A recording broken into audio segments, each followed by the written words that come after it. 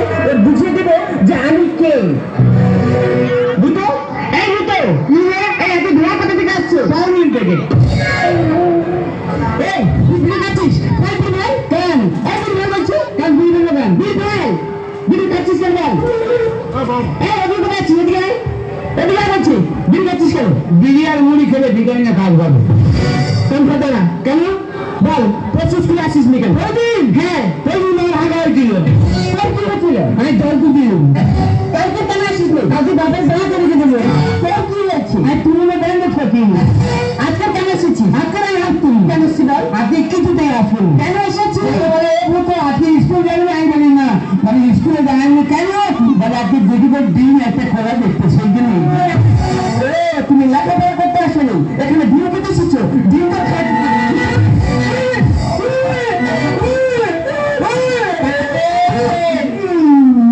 এই নাকে নাক পড়েছিস কেন? তুই যেদিন শরীর পুতুলের মতো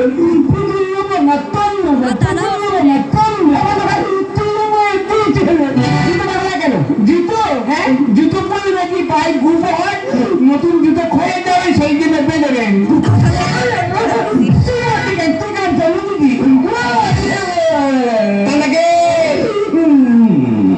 যে পড়াগুলো দিয়েছিলাম প্রপোজ করে এসছিস জলের মতো মুখ বলতো বুঝতে? হ্যাঁ বল ফটকে মানে বল কি ফটকে এ ম্যাডাম কি এ ম্যাডাম মানে আমি তো ম্যাডাম সম্মান দিয়ে কথা বলবি। ফটকে ম্যাডাম বল ফটকে। হ্যাঁ ফটকে ধোয়া দেখে বানানো হচ্ছে। হ্যাঁ আমি ঠিক আছে ফটকে।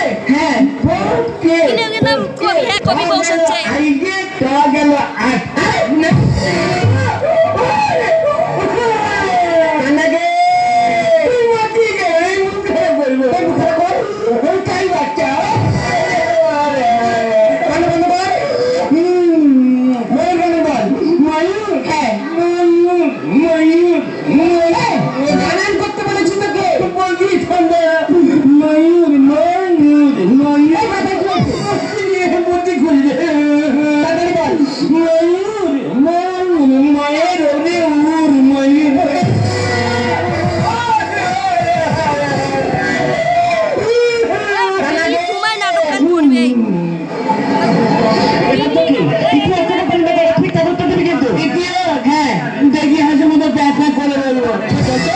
সিরাজদৌল্লা কে ছিলেন? সিরাজদৌল্লা কে ছিল? সিরাজদৌল্লা কে ছিল? এটা কোথা থেকে এসেছে? বললে তোর বুঝবারে তাড়াতাড়ি বল তাড়াতাড়ি বল। সিরাজদৌল্লা কে ছিল? সিরাজদৌল্লা ইস্ট বেঙ্গলের গোলকিপার ছিল।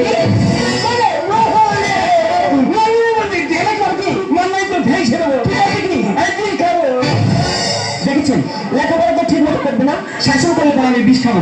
তারপরে বলছি লেখেছে বলুন তো সিরাজদৌল্লা ইস্ট বেঙ্গলের গোলকিপার ছিল না? সিরাজদৌল্লা ছিলেন বাংলার নবাব। বল তারা কয় ভাই তাদের নাম কি? তারা কয় ভাই তারা নাম কি? হ্যাঁ নাম কি রে? সিরাজদৌল্লারা কয় ভাই তাদের নাম কি? সিরাজদৌল্লারা কয় ভাই তাদের নাম কি? দক্ষিণ ভাই নামগুলো বল। সিরাজদৌল্লা খাঁচা করলে দাঁড়িয়ে বলবে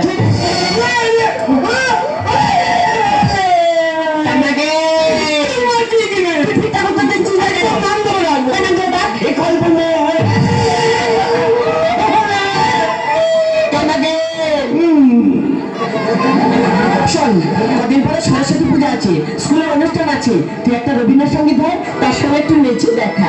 রবীন্দ্রসঙ্গীত? হ্যাঁ নাচবো। হ্যাঁ গাইবো, গাইতে হবে নাচতে হবে। আমি 4 মাত্রা রবীন্দ্রসঙ্গীত গাইবো।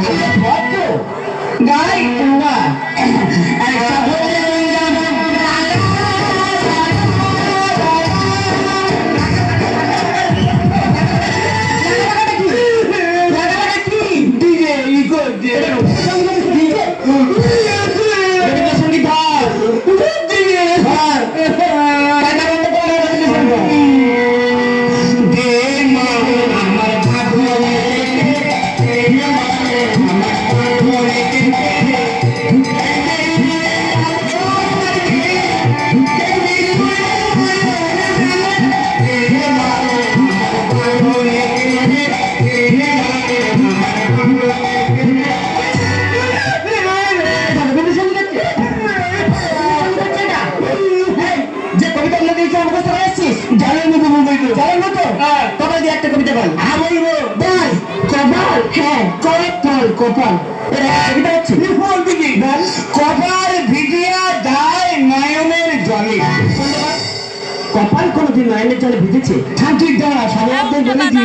ঠিক আছে বলে দেবেন। কপাল ভিজিয়া যায় নয়নের জলে, তা দুটো বাঁধা ছিল আমার আমরা গাছের ডালে। হ্যাঁ আর একদিন বদমাইশি করে দিল, বাবা খুব মেরেছে, মেরে পায়ে দড়ি বেঁধে আমরা গাছে ঝুলিয়ে রেখেছিল। মা বলে কি করছো কি, ছেড়ে তো মরে যাবে। বাবা বলে মরু, যেমন ছিল তেমন শিখতে হবে দরকার। সেই দিন তো বলতেছি কপাল ভিজিয়া যায় নয়নের জলে, তা দুটো বাঁধা ছিল আমরা গাছের ডালে। তুই যেমন ছেলে তোর বাবা মা তোর উচ্চতর শিক্ষা দিয়েছে। হাত কাম থেকে বল। হ্যাঁ হ্যাঁ হ্যাঁ হ্যাঁ হ্যাঁ হ্যাঁ। কেন বুড়ো মাছ খুব ভালো, কেন বুড়ো মাছের স্কুলে হয়ে যায় আমার কাছে, কাছে গেলে কিছু তো গায়ে আমার গায়ে দিচ্ছিস আমার গায়ে বলে গায়ে হাত বলে বলবে ভূতো মাথায় কটা পাকা চুল আগে তুলে দিত, পাকা চুল তুললে মাথার পা ধরনি খুব ভালো। ওই জন্য ভালো, তুই যদি ঠিকঠাক পড়া করিস আমিও তোকে মারবো না। আমি হাত করতে বল। হাত করবি? হ্যাঁ হ্যাঁ নমস্কার, অভিভূষণ বন্দ্যোপাধ্যায়। অভিভূষণটা কে? আমাদের বড় একটা ঠাকুর। ঠাকুর এখানে কথা বলে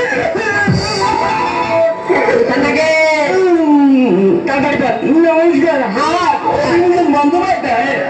কোন পাড়ায় বংশীর বাড়ি, দুজনে খাই বান্ডিল বান্ডিল বিড়ি। হাট বসেছে শুক্রবারে, ভাগাড়ের মাংস বিক্রি করে। হাঁটুর নিচে দুলছে কুকুর, গোটা ভোলা চুল। পাঁচ ফেল তুলে দিয়ে সরকার করেছে ভুল, এসেছে সরল হেমের পড়ে।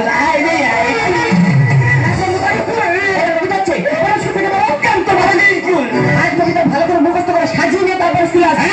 আমি দেখতে পাচ্ছি তোর ভবিষ্যৎ পুরো অন্ধকার।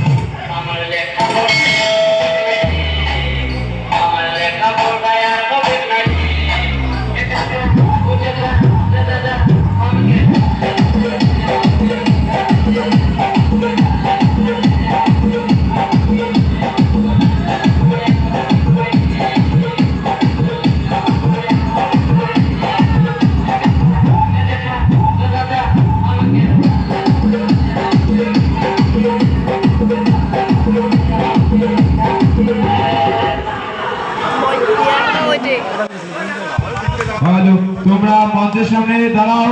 তোমাদের